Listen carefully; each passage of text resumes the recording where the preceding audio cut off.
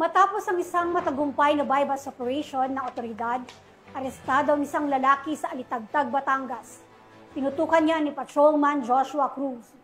Ang isang lalaki sa isinagawang bypass operation ng mga operatiba ng Alitagtag Municipal Police Station sa ilalim ng pamumuno ni Police Major Aldrin J. Baisa, Acting Chief of Police, noong ika-14 ng Nobyembre taong kasalukuyan sa Barangay Muson Segundo, Alitagtag, Batangas.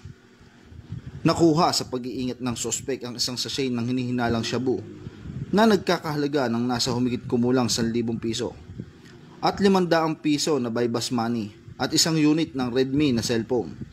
Sa pag-aresto sa sospek, binasyahan siya ng kanyang mga karapatan na naaayon sa batas. Ang naturang operasyon ay sinaksihan ng isang media practitioner at isang opisyal ng barangay na nakakasakop sa lugar ng operasyon.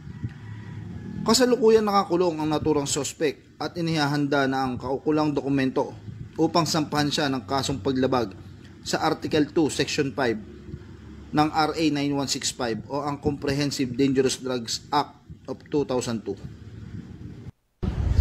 Mula dito sa Calabarzon, ako po ang inyong Police News Network Correspondent, Patrolman Joshua Cruz, alagad ng batas, tagataguyod ng Balitang Pulis.